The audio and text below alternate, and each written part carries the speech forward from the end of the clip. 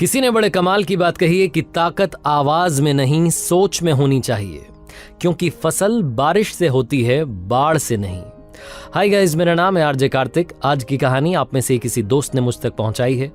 ये कहानी किसने लिखी है मुझे नहीं मालूम, लेकिन ये कहानी बड़ी कमाल की है। ये कहानी एक महिला की जो लिखती है कि मेरी उम्र लगभग 50 वर्ष है और मैं एक ऑफिस में काम करती हूँ।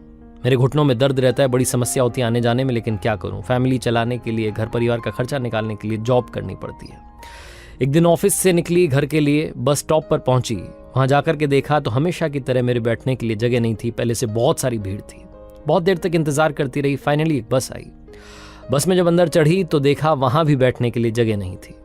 अचानक से एक आवाज आई कि मैडम, आपके लिए सीट खाली है, बैठ जाइए। मैंने पीछे मुड़कर देखा तो मैडम कहने वाली जो थी वो एक मजदूरन थी। वो भी अपना काम खत्म करके ईंटें गारा ढो करके शाम में वापस अपने घर के लिए रवाना हुई थी। मैंने गौर से देखा तो मुझे लगा कि ये चेहरा तो मेरे साथ में वहां बस स्टॉप पर खड़ा था। मैंने ध्यान ही नहीं दिया। मैंने उनका शुक्रिया अदा किया और कहा कि धन्यवाद बाई जी, आपने मुझे मौका दिया बैठने का। मुझे अच्छा लग रहा था। मैं ऊपर वाले को बार बार धन्यवाद कर रही थी कि क्या बात है, इतने अच्छे अच्छे लोग दुनिया में हैं।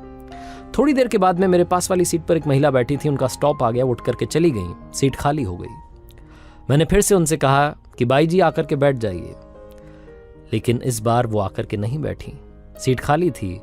एक महिला और उस बस में खड़ी हुई थी जिनके हाथ में बच्चा था, रो रहा था। वो जो बाई जी थी उन्होंने उस महिला को सीट दे दी। थोड़ी देर के बाद में उनका भी स्टॉप आ गया, वो भी उतर करके चली गई। मैंने फिर से वो जो मजदूरन थी उनको आवाज दी, उन बाई जी को आवाज दी कि आइए बैठ जाइए। अब फिर से सीट खाली हो गई है, लेकिन वो मजदूरन एक पोल को पकड़ के धक्का मुक्की में खड़ी थी, वहां नहीं आ रही थी। अब की बार उन्होंने एक जो बुजुर्ग थे उनको भेज दिया और कहा कि आप जाकर के बैठ जाइए। वो जो वृद्ध जन थे वो आकर के बैठ गए। सीनियर सिटीजन थे, उनकी उम्र 75 से 80 के लगभग बीच रही होगी। वो आकर के बैठे। उसके बाद थोड़ी देर बाद उनका भी स्टॉप आ गया। वो भी उनको, जो बाई जी थी, उनको धन्यवाद करते हुए कि बहुत अच्छी हो, बहुत अच्छी हो, आपका धन्यवाद कहते हुए चले गए। फाइनली सीट खाली हो गई। उस बस में भी अब आखिरी स्टॉप आने वाला था, बहुत कम लोग बचे थे। मैंने उनसे कहा कि अब तो बैठ जाइए। तो जो बाई जी थी आकर के बैठ गई। फिर मैंने उनसे पूछा कि एक बात बताइए, आपने मुझे बैठने का मौका क्यों दिया? सबसे पहले आपके पास तो सीट थी, आप तो आराम से बैठी थी। उन्होंने कहा कि क्या बताऊं, मैंने आपको वहां स्टॉप पर देखा था, लग रहा था कि आपके पैरों में तकलीफ है। जब आप बस में चढ़ रही थी तब भी लग रहा था कि आप बड़े दर्द में हैं। तो मुझसे रहा नहीं गया, मैंने आपको बैठने के लिए जगह दे दी। फिर मैंने उनसे कहा कि 2-3 बार सीट खाली हुई, तब आप बैठ जाती। तो जो बाई जी थी उन्होंने कहा कि मैं बाद में बैठ जाती, लेकिन मैंने देखा कि एक बच्चा रो रहा था, उसकी माँ उसको गोद में लेकर के खड़ी थी, मुझसे देखा नहीं गया, मैंने उनको बैठने के लिए जगह दे दी। और उसके बाद में वो वृद्ध जन, वो बुजुर्ग जो कि खड़े थे, वो खड़े रहते और मैं बैठ जाती, अच्छा कैसे लगता। तो मैंने उन्हें बैठने के लिए मौका दिया, मुझे आशीर्वाद दे करके गए। तो मैंने उनसे पूछा कि आप ये रोजाना करती हैं, आज ही कर रही? तो उन्होंने कहा मैं रोजाना करती हूँ। मैं क्या बताऊँ मैडम, मेरे पास में पैसे तो है नहीं, मैं कुछ दान तो कर नहीं सकती हूँ, मेरे पास में कुछ भी नहीं है पुण्य कमाने के लिए। कभी कभी रास्ते में से कचरा उठा करके साइड कर देती हूँ, कचरा उठा देती हूँ, पत्थर रखे होते हैं उन्हें बीन लेती हूँ, साफ कर देती हूँ रास्ता। कभी कुछ मेरे पास में होता है खाने के लिए तो जानवरों को दे देती हूँ।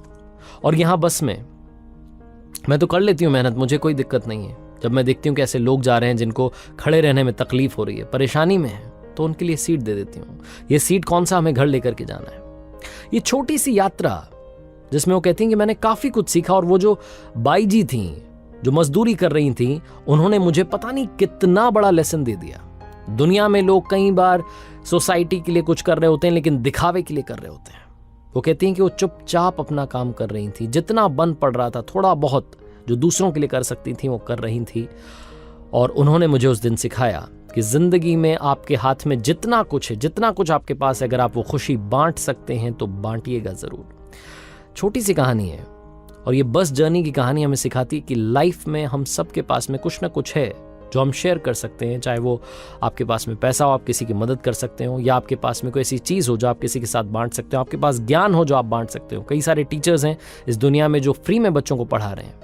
ऐसे कई सारे लोग हैं जो लगातार अपना काम कर रहे हैं बिना किसी शो ऑफ के। आजकल लोग थोड़ा सा दान करते हैं लेकिन हल्ला बहुत सारा करते हैं। ईमानदारी से अगर आप किसी की मदद करेंगे तो अपने आप ऊपर वाला आपकी मदद करेगा, क्योंकि आपको भी नहीं मालूम चलेगा कि कब ऊपर वाला बनकर आपके पास इंसान के रूप में आ जाएगा। आरजे कार्तिक बस ये कहना चाहता है, मदद करते चलिए, मुस्कान बांटते चलिए। ज्ञान तो सभी के पास है। कर दिखाओ कुछ ऐसा कि दुनिया करना चाहे आपके जैसा। और हाँ, हर सोमवार सुबह 9:30 बजे मेरे YouTube चैनल पर, Facebook पेज पर, Instagram हैंडल पर देखिए एक नई कहानी।